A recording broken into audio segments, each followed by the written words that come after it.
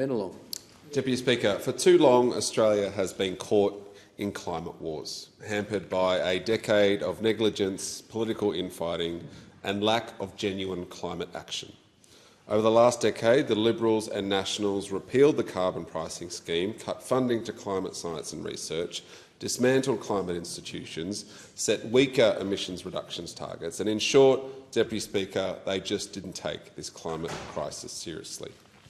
The Liberals' climate wars stalled progress and left us vulnerable to the escalating threats of a warming planet and vulnerable to more severe and more regular weather events. Instead of decisive action, we witnessed years of unnecessary debate and division that hindered our ability to respond effectively to urgent environmental challenges our country faces. And, Deputy Speaker, Australians were sick of their climate denial and climate inaction, and they voted them out. They voted in a government to take action and work to end the climate wars and get on with the job of taking meaningful climate action. In 2 years, the Albanese Labor government has already passed the Climate Change Act 2022, enshrining our emissions reduction targets into law. We've updated our contributions under the Paris Agreement. We've invested billions in the electricity grid, community batteries, solar banks, renewable energy manufacturing and low emissions technologies. And that's just the beginning. This government is deeply committed to protecting our environment, to reducing emissions and to transition towards a sustainable, renewable energy future. And our most recent budget builds on previous announcements to show that we see our transition away from fossil fuels as a necessity, whilst also being an extraordinary economic opportunity. Our recent legislation and the 2024-25 budget have allocated $40 billion dedicated to achieve these goals. The government has introduced new vehicle emission standards to reduce pollution from one of the largest sources of emissions, transport. These standards, which are now law, will mean cleaner, more efficient vehicles for Aussie motorists. They will help reduce greenhouse gases but also improve air quality, public health and save motorists up to $1,000 a year in fuel costs. Our climate strategies include the Rewiring the Nation program, with a $20 billion investment to modernise our electricity grid and infrastructure, laying the groundwork for an energy system anchored in renewable energy. By upgrading our grid, we can better integrate renewable energy sources like wind and solar, ensuring reliable, sustainable and affordable power for all Australians. The Powering the Regions Fund, with a $1.9 billion investment, supports the decarbonisation of existing industries and the creation of new clean energy industries in regional areas. By focusing on the regions, we ensure widespread benefits of the clean energy transition, supporting jobs and economic growth in the regions as well, not just the cities. Recognising the strategic importance of critical minerals in our clean energy future, the government has also committed $6 billion to a critical minerals facility. This initiative aims to grow our critical minerals production centre, ensuring stable supply of essentials materials for technologies like batteries, electric vehicles and renewable energy systems. The $2 billion Hydrogen Head Start program supports large-scale renewable hydrogen projects, offering a versatile and clean energy source that can decarbonise emissions-heavy sectors like transport, industry and power generation. Then we have the National Reconstruction Fund, with a $15 billion investment aiming to diversify and transforming Australia's industry for a net zero economy. It will drive innovation, support new industries and ensure our economy remains competitive in a rapidly changing global landscape. Our government's investment in reducing emissions and becoming a renewable energy superpower is not just about meeting targets, it's about ensuring a sustainable and prosperous future for all Australians, just like those in my community of Bennelong. In Bennelong, our community wanted a member and a government that cared about meaningful and urgent climate action. And we recognise that national laws and policy are one way to help, but that we also need to empower local communities to lead the way towards a sustainable future. 2 weeks ago in Bennelong, we celebrated a significant milestone in our renewable energy journey with the launch of the North Epping Community Battery, one of 400 funded by the Albanese government.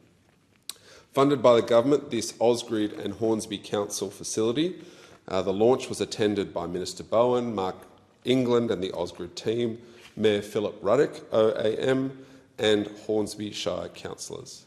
Importantly, Deputy Speaker, over 100 locals came to join us to learn about how their new sustainable energy infrastructure would work and ask questions. The launch of the North Epping Community Battery was a nice occasion for me as well personally, Deputy Speaker. It's nice as a politician to be able to promise something and then deliver it. And it was nice to deliver it alongside the people of North Epping, who I know take climate change very seriously. Before I was elected in 2022, I promised to deliver this battery in North Epping, and it was at times a bumpy road to get there. But seeing the results and turning on the battery was a good achievement. I made a promise, I consulted with the community, and I delivered a community battery for Bennelong. This battery has a capacity of 535 kilowatt hours and is one of the early successes of the federal government's community batteries for household solar program, and only the third delivered by Ausgrid. It will enhance power quality and voltage in our area, making it easier for residents to install and utilise solar panels and feed excess solar energy back into that battery. Functioning as a shock absorber for our local grid, this battery stores surplus solar energy generated by homes during the day and releases it at night. This will help residents in North Epping reduce their dependence on energy transported from the grid and help ensure a steady power supply even when the sun isn't shining. Moreover, the benefits of these batteries extend beyond their immediate community. By supporting intermittent renewable energy generation with storage, this battery will contribute to a more resilient and flexible energy system nationwide, making the grid more stable and more efficient. But the significance of this piece of infrastructure goes beyond its technical capabilities. It symbolises our community's dedication to collective action against climate change. Investing in renewable energy helps reduce carbon emissions and builds a more resilient and self-sustaining community. By storing excess solar power, we reduce our reliance on fossil fuels, we lower our energy costs, and we better prepare our community for the future. I know that this battery will not only be highly utilised, but also it will benefit the Bennelong community, especially those in North Epping. And when I say that our community cares about this stuff, I'm not exaggerating. On a week after we launched this battery, the local community group Sustainable North Epping hosted their own electric vehicle showcase and sustainability fair. The festival featured an impressive display of 12 affordable and luxury electric vehicles from a range of renowned brands, highlighting the latest advancements in low emissions transportation. Attendees had the opportunity to explore these vehicles up close, learn about their benefits, speak to the owners of these vehicles and chat about how they could make the switch to low emissions vehicles themselves. The presence of the Australian Electric Vehicle Association and our good friends at Solar Citizens provided valuable insights and information supporting the community to make more educated and sustainable living choices. One of the highlights of the day was the introduction of ZapCat, which is a new Parramatta-based startup with a mission to help Australians transition their homes to clean energy by electrifying everything. This festival was not just about education, it was also about community engagement and a bit of fun as well.